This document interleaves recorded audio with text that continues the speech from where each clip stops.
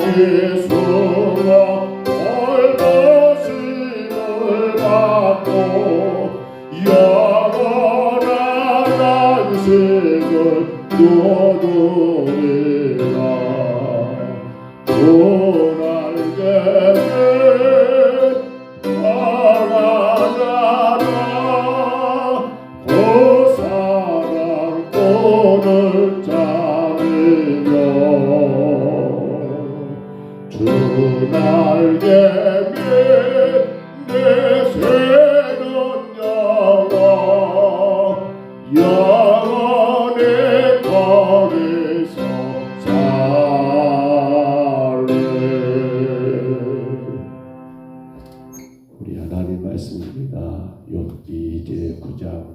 11절부터 24절까지 말씀입니다. 구약성경 욥기 9장 11절부터 24절까지 말씀입니다.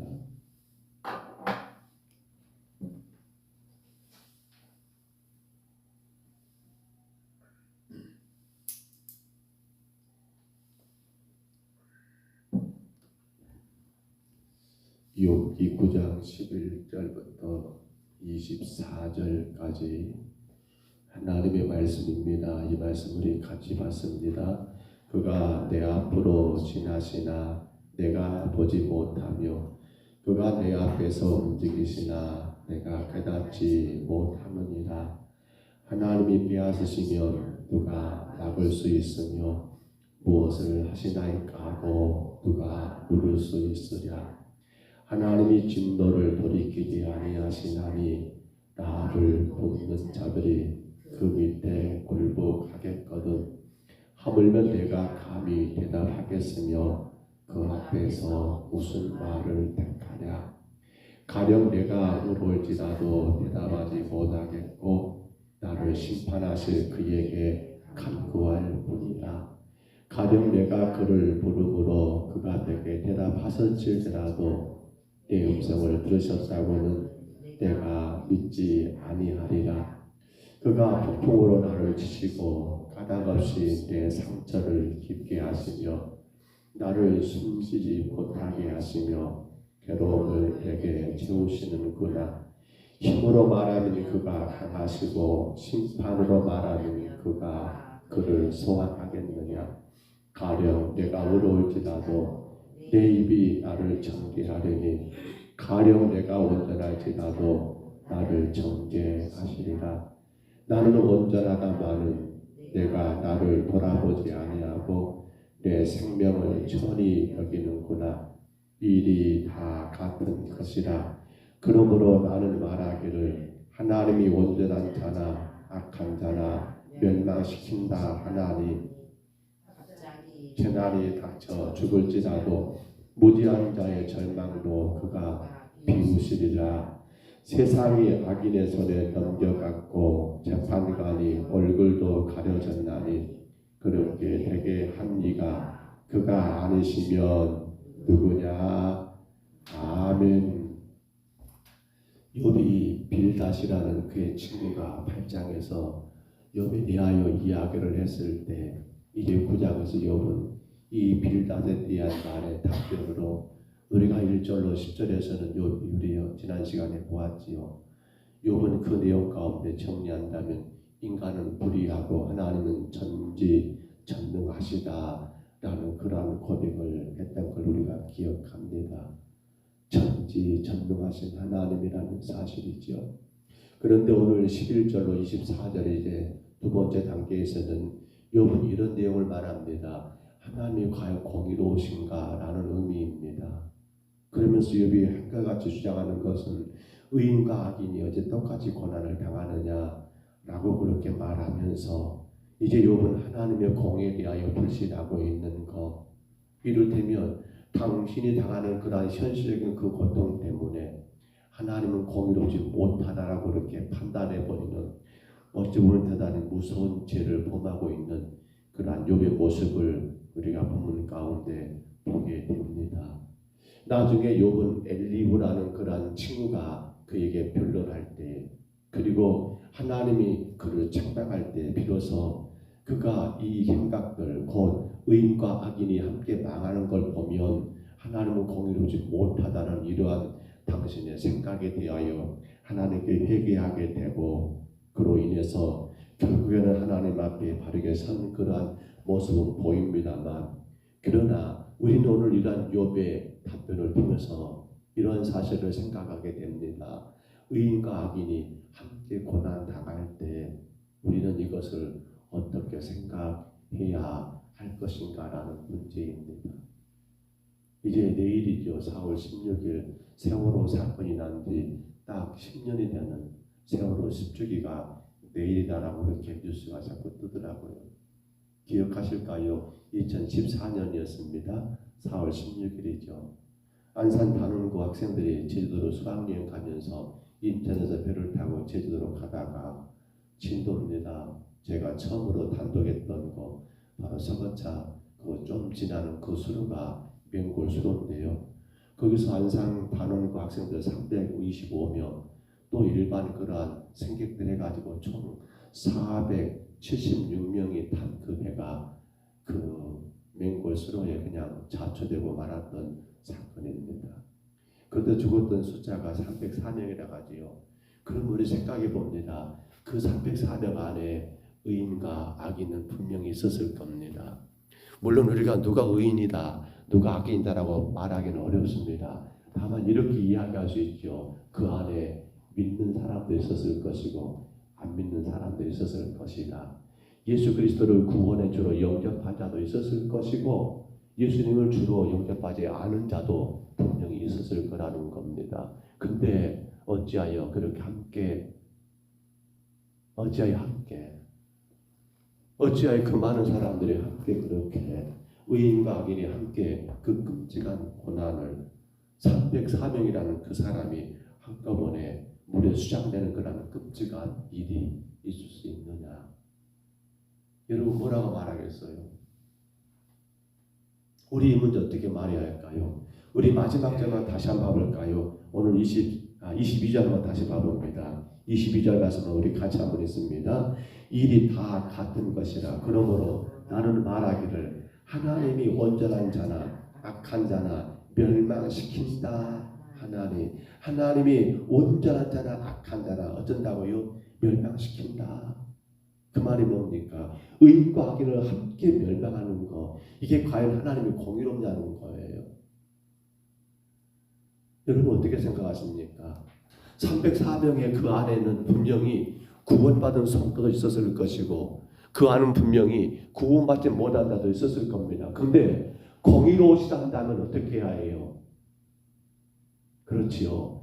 공의로우신 하나님 분명히 옳고 그름을 분명히 판단하시고 그렇잖아요. 의로운 자에게는 복을 주시고 악한 자에게는 벌을 내시는 그러한 하나님이라 생각한다면 그 304명 안에 구원받은 성도의 죽음은 과연 어떻게 이해를 해야 하냐는 거예요. 아마 이것은 욥의 문제만이 아닐 거예요. 오늘 우리 신앙 가운데 이런 문제가 많이 있잖아요. 왜요? 아니 저 사람들은 교회도 안 다니는데 저렇게 잘 되고 아니 나는 그렇게 열심을 다하여 믿음으로 사는데 왜 내 삶은 이러는가라고 생각할 때 정말 의인과 악인을 함께 여러분 멸하는 것 이거 있을 수 없는 일 아니냐. 아니 의로운 자에게는 더 큰 상을 주시고 악한 자에게는 큰 벌을 주셔야만이 당연한 거 아니냐라고 우리 그렇게 따질 법한 일들이 얼마나 우리 삶 가운데 많이 있냐는 거예요. 저는 제자들이 이해가 됩니다. 예수님 십자가 앞에 다들 도망갔던 이유. 여러분 같으면 그 자리에 남아있겠습니까? 그런데 저는 또 놀랍습니다. 그랬던 자들이 다시 부활한 주님 만난 이후에는 어떻게 삽니까? 그들의 생명을 내놓고 삽니다. 뭐가 지금 다른 거예요? 분명히 십자가 앞에 도망갈 수밖에 없는 건 그것은 자신들의 살기 위하여 그렇게 행했던 거. 그런데 어떻게 부활한 주님 만난 이후에는 그들이 자기의 생명을 아끼지 않고 오직 복음의 사도로 그 길을 걸어갔느냐라고 말할 때 뭘 말해야 할 수 있을까요? 오늘 여러분 우리는 욥이 하고 있는 말들 물론 압니다. 욥이 하나님의 그 공의로우심이 무엇인가를 정확히 알지 못한 거지요. 당신에게 임한 그러한 고난이 하나님의 주권적인 섭리 가운데 있고 하나님의 뜻이 있음을 그가 깨닫지 못하기 때문에 자기에게 임한 그 고난을 바라볼 때 하나님이 어떻게 의인과 악인을 함께 멸하는가라고 그렇게 항변하는 건 충분히 있을 법하지만 하나 우리는 오늘 여기서 다시 한번 정리해야 합니다. 오늘 여러분 하나님은 공의로우십니다. 하나님은 절대로 의인과 악인을 함께 취급하지 않으십니다. 근데 문제는 뭡니까? 그것이 우리 삶 가운데 지금 우리가 살아있는 이 땅에서 보여주는 것으로 인해서 우리가 하나님의 공의를 함부로 말해서는 안 된다는 겁니다. 자, 하나님의 공의로우심의 완성은 언제입니까? 이 땅에서입니까? 욥은 지금 그렇습니다. 제자들은 지금 그렇습니다. 그들이 예수님을 따를 때는 여러분 이 땅에서 이것이었습니다. 이 땅에서 믿는 자는 분명히 잘되하는 그 이 땅에서. 그러나 하나님의 공의로운 심판의 완성은 어디입니까? 이 땅의 것이 아니에요. 어디입니까? 바로 종말론적인 여러분 하나님의 심판입니다. 곧 주님의 재림입니다. 곧 우리 생명이 끝난 바로 그 순간 하나님의 심판 앞에서 무엇이 완성됩니까? 하나님의 공의로움은 그때 완성되더라. 물론 때에 따라서 여러분 우리의 믿음을 더 세우기 위하여 이 땅에서도 여러분 의로운 자를 잘되게 하십니다. 이 땅에서도 악한 자를 벌 주시기도 하십니다. 그런데 하나님의 공의의 완성은 언제라고요? 바로 종말입니다. 하나님의 마지막 최종적인 심판의 그날에 뭐가 달라집니까? 양과 염소가 구분됩니다. 알곡과 쭉정이가 달라집니다. 믿는 자와 믿지 않는 자가 구분됩니다. 그 공의를 우리는 바라보고 살아가는 성도가 되어야지요. 그런데 안타까운 것은 오늘 욥이 그러고 있는 것처럼 우리는 이 하나님의 공의를 그저 이 땅에서로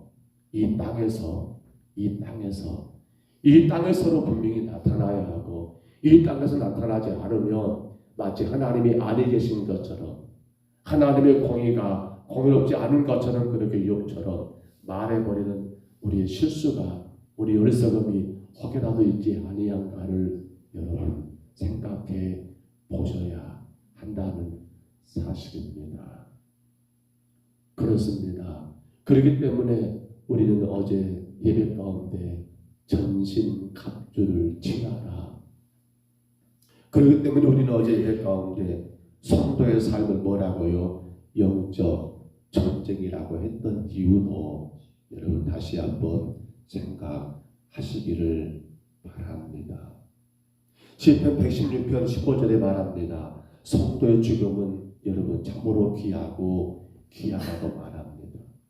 잠언 14장 32절은 말합니다. 악인은 그의 환난에 엎드려도 의인은 그의 죽음에도 소망이 있느니라고 말씀하고 있습니다. 의인의 죽음과 악인의 죽음은 어떻습니까? 다릅니다. 의인과 악인은 재앙을 당하고 동일하게 죽을 수 있습니다. 그러나 하나님께서는 의인과 악인을 동일하게 대우하지를 않으십니다. 분명히 이 사실을 믿고 사시기를 바랍니다. 말씀을 정리합니다. 오늘 여러분 그러므로 우리에게 뭐가 필요합니까? 저는 이것이 참으로 안타깝습니다. 뭐예요? 오늘입니다. 뭐예요? 지금 내게 어떻게 나타나고 있느냐는 겁니다. 여전히 우리는 신앙의 그러한 목적이 어제 말씀을 우리가 나눈 것처럼 현세적인 것, 이 땅에서 잘 되는 것, 내 육신의 만족이 마치 신앙의 복인 것처럼 생각하기 때문에 욥도 그렇지요. 내가 정직한 자고 내가 순전한 자고 내가 그렇게 의로운 자인데 내게 왜 이런 일이 있어? 하나님은 공의롭지 못해라고 말하고 있는 것은 그도 역시나 앞에 친구들과 똑같이 인과 음보론적인 뭡니까? 바로 하나님의 이 뭐예요? 그러한 결과 곧 내가 의인이기 때문에 분명히 잘 돼야 하는 건데 내가 의인이기 때문에 분명히 하나님 복 주시 하는 건데 왜 내가 의인인데 복 주지 않는가 라고 이렇게 항변하는 것은 바로 그의 친구들의 말과 똑같지요. 인과 음보론적인 잘못된 신앙관입니다. 오늘 우리가 이겨내야 했습니다. 뭡니까? 지금 오늘입니다. 내게 오늘 어떠한 일이 있느냐 이것 가지고 우리 신앙이 이랬다 저랬다 저는 안 된다는 겁니다. 그러므로 영적 전쟁에 전신갑주를 취한 성도들은 곧 예수 그리스도의 구원의 은혜 그 십자가의 사랑 안에 있는 성도들은 오늘 내게 어떤 결과가 있느냐에 따라서 신앙이 이랬다 저랬다 하지를 않습니다.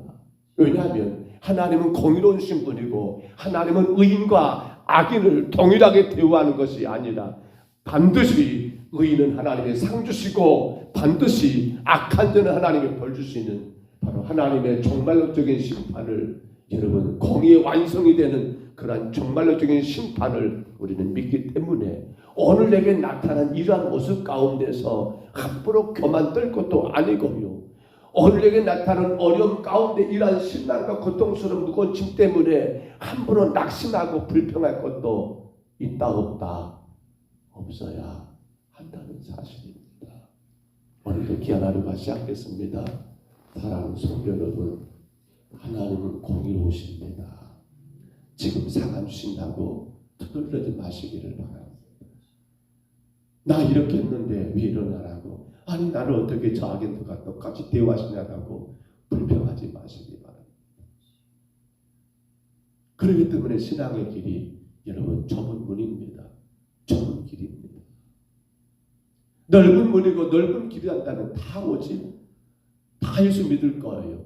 동네방네 사람들과 전도할 필요도 없어요. 의인에게 하나님이 팍 잘되게 해버리고 악한 자가 내가 참 못되게 해버리면 아이고 다 나 교회 가야겠다, 나 교회 가다 다 말할 거예요. 그러나 믿음의 길은 좁은 길입니다. 그렇기 때문에 여러분 택함 받은 자만이 주님을 영접할 수밖에 없습니다. 오늘 하루를 살아가시면서 우리는 여전히 여러분 하나님의 공의로움을 기억하면서 혹여라도 악인의 형통함 때문에 여러분 시험 들지 마세요. 악인의 잘된 것 때문에 마음가운데 상처받지 마세요. 나는 왜 이러는가? 오늘의 현실만 놓고 여러분 불평하지 마세요. 지금 너가 안 됐다고요? 나 그렇게 기도하는데 응답 안 됐다고요? 낙심하지 마세요. 왜요?